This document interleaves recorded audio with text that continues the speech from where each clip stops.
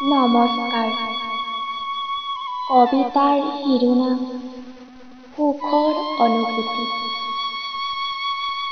কবি দীপক গায়ন, পাঠ বিচিত্ৰামণি বৰা।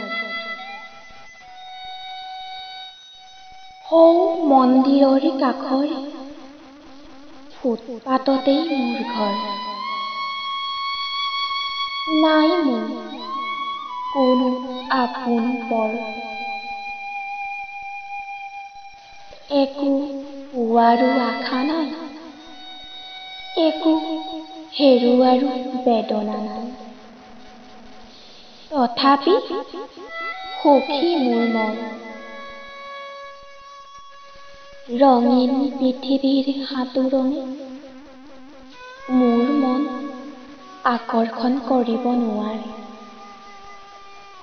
ৰাজপ্ৰসাদৰ আধুনিক অট্টালিকাই মোৰ মনত সুখ দিব নোৱাৰে।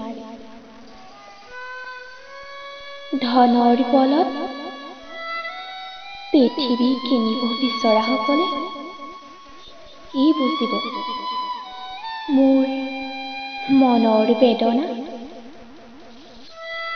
মোৰ কৰুণ দুচকুত নীৰস হাঁহিৰ অভিনয়, তথাপি সুখী মোৰ মন। সকলোৰে মনবোৰ কিয় মোৰ দৰে হ'ব নোৱাৰে? মই মাথো এটাই জানো, পৃথিৱীত কোনো বস্তু স্থায়ী নহয়।